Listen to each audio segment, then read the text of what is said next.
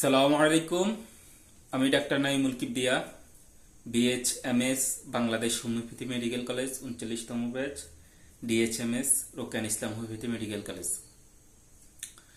আমরা আজকে বলবো আক্ষেপের বিভিন্ন উপসর্গ সহ, অর্থাৎ আক্ষেপের সাথে সাথে বিভিন্ন উপসর্গ থাকলে আমরা হোমিওপ্যাথিতে কি কি ওষুধ দিতে পারি। আক্ষেপ মানে খিচুনি বা তড়কা, কোরিয়াও বলে অনেকে। এই খিচুনির সাথে সাথে অন্যান্য কি উপসর্গ হইলে কি ওষুধ দিব। খিচুনির কেমন হইলে বা কখন খিচুনি হইলে, কোন অঙ্গ খিচুনি হইলে কি ওষুধ, এগুলা বলে ফেলছি। আজকে আমরা বলবো খিচুনিতে কোনো লক্ষণ নাই কিন্তু খিচুনির সাথে ভিন্ন আরেকটা উপসর্গ আছে, তখন আমরা এই উপসর্গের ভিন্নতা হিসেবে খিচুনির জন্য কোন ওষুধের কথা চিন্তা করব। প্রথম আমরা বলবো, যদি এমন হয় যে আক্ষেপ অর্থাৎ খিচুনিটা নিম্নাঙ্গ শিথিল হয়ে, হাত মুষ্টিবদ্ধ হয়ে, মুখ হতে ফেনা বাইর হয়ে, চক্ষু বিদীর্ণ, বিস্তৃত, স্থির হয়ে এবং চোয়ালগুলো আটকে গিয়ে যদি এই খিচুনিটা আসে, এই লক্ষণগুলো যখন থাকবে, অর্থাৎ তার নিম্নাঙ্গ শিথিল হয়ে, তারপর হাত মুষ্টি হয়ে যদি খিচুনির মধ্যে এই লক্ষণগুলো থাকে যেগুলো বললাম, তারপর ফেনা বাইরে হবে, চোখ স্থির হয়ে যাবে, এই লক্ষণগুলো থাকলে আমরা এরকম খিচুনিতে ইথুজা মেডিসিনটার কথা চিন্তা করব।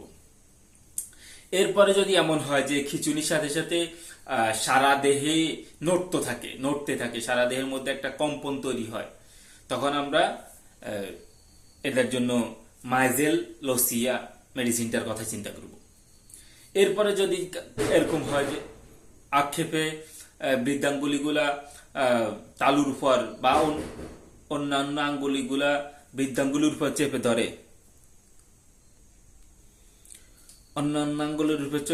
ধরে, এরকম, এবং পায়ের আঙ্গুলগুলা যদি নিচের দিকে বেঁকে যায়, তখন আমরা এটার জন্য কুফরামেট মেডিসিনটার কথা চিন্তা করব।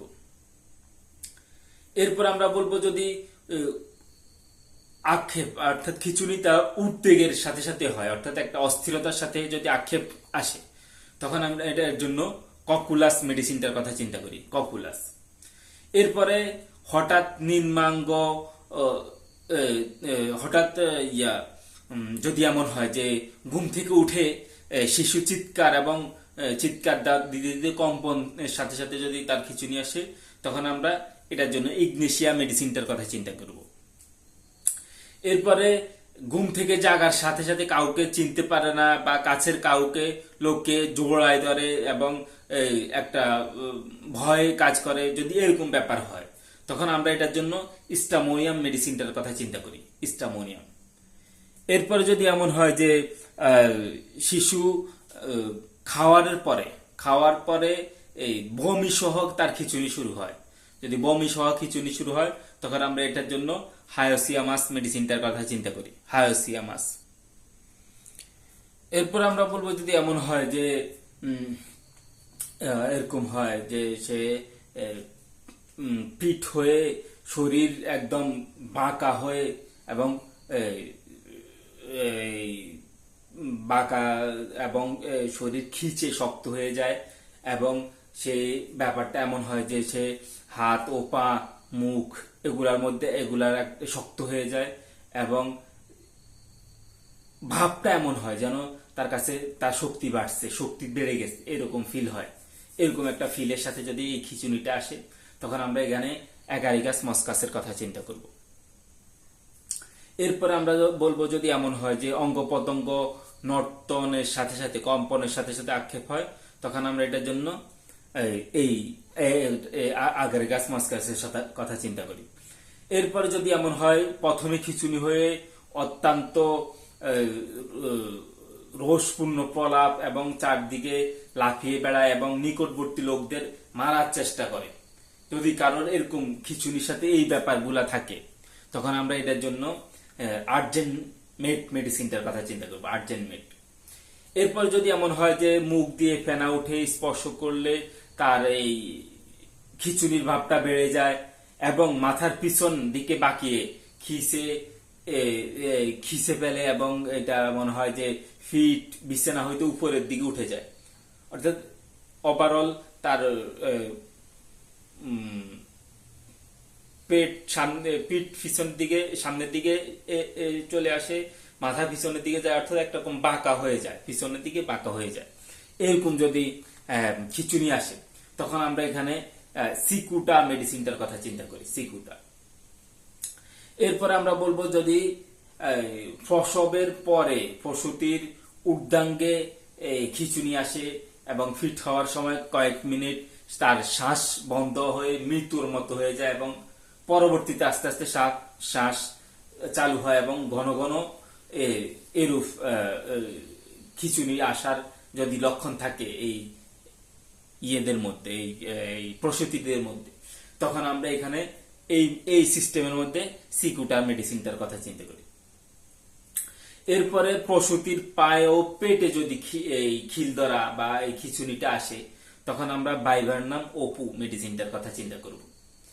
এরপরে যদি এমন হয় আক্ষেপে শরীর শক্ত হয়ে বেঁকে যায় কিন্তু জ্ঞান থাকে আর সে বলে আমাকে চেপে ধরো, চেপে ধরতে বলে, এই যদি এই খিচুনির সাথে এরকম ব্যাপার হয় তখন আমরা এটার জন্য আমরা নাক্স ভূমিকার কথা চিন্তা করব, নাক্স ভূমিকা। এরপরে যদি এমন হয় যে খিচুনির সাথে দৃষ্টিশক্তিহীন হয়ে দৃষ্টিশক্তি অল্প কিছুক্ষণের জন্য দৃষ্টিশক্তি হারাই যায়, মানে কিছু না দেখে, যদি খিচুনির সাথে এই ব্যাপারটা আসে তখন আমরা এদের জন্য কুপ্রাম মেটের কথা চিন্তা করব। এরপরে খিচুনির আগ মুহূর্তে যদি কারোর মেজাজ অতিরিক্ত বেড়ে যায়, খিটখিটে হয়ে যায়, খিচুনির আগ মুহূর্তে মেজাজ খিটখিট হয়ে গেলে আমরা এই সিস্টেমের জন্য বিউফোরানা মেডিসিনটার কথা চিন্তা করি। এরপরে যদি যে কোনো স্থানে রক্ত সঞ্চিত হয়ে বা সংকোচন বোধের পরে যদি আক্ষেপ হয়, একটা হচ্ছে রক্ত সঞ্চিত হওয়া আর একটা হচ্ছে সংকোচন বোধ ফিল হওয়া, অর্থাৎ সংকোচন চিপে গেছে এরকম মনে হওয়া, এইরকম মনে হয়ে যদি আক্ষেপ হয় তখন আমরা এটার জন্য ক্যাকটাস গ্র্যান্ডি মেডিসিনটার কথা চিন্তা করব। এরপর আমরা বলবো হঠাৎ অতিরিক্ত জ্বরে, অনেক জ্বরে চোখ মুখ লাল হয়ে শিশুর খিচুনি আসলে তখন আমরা এখানে বেলেডোনার কথা চিন্তা করি।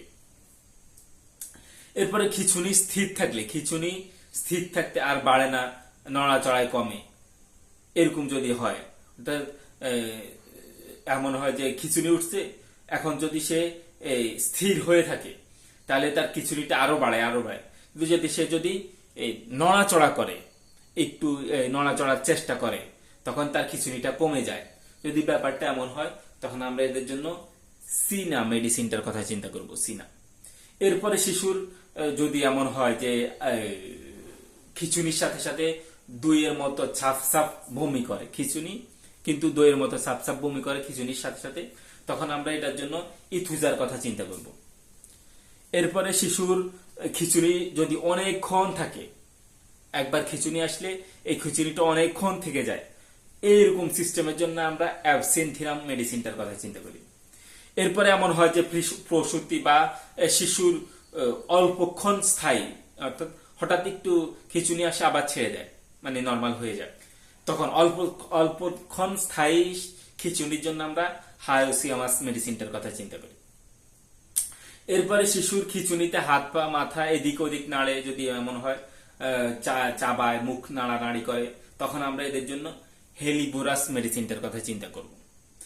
এরপর যদি এমন হয় পা দুটা নাড়ে ও অজ্ঞান অবস্থায় হঠাৎ চিৎকার দিয়ে ওঠে এবং কোনো রোগী মৃত্যুর মতো পড়ে থাকে, এই ব্যাপারগুলা যদি থাকে, এই হঠাৎ করে চিৎকার দিয়ে ওঠা বা মৃত্যুর মতো পড়ে থাকা এবং সাথে সাথে হাত পা নাড়ানোটাই এখানে মূল ব্যাপার।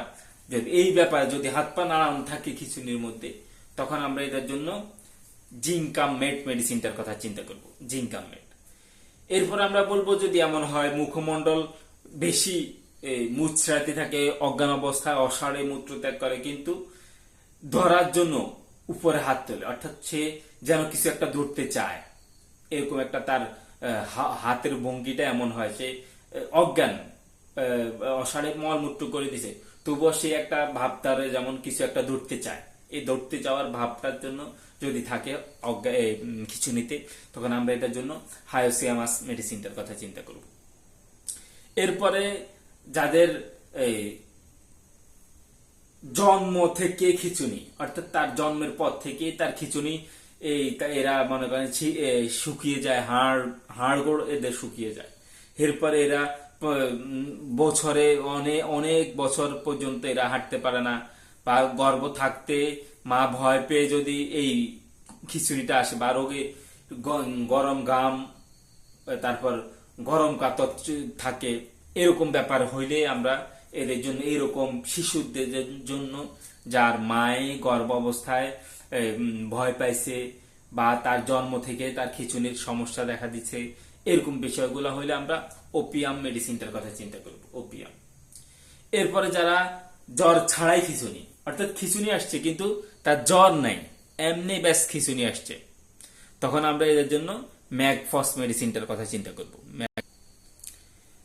তো এই পর্যায়ে আমাদের ভিডিও যথেষ্ট বড় হয়ে গেছে, আমরা আর বলবো না মেডিসিন নিয়ে। তবে সতর্কতা যেটা প্রতিনিয়ত বলি সেটা হচ্ছে, কেউ আমাদের এই ভিডিওগুলো থেকে ওষুধ প্রয়োগ করার চিন্তা করবেন না।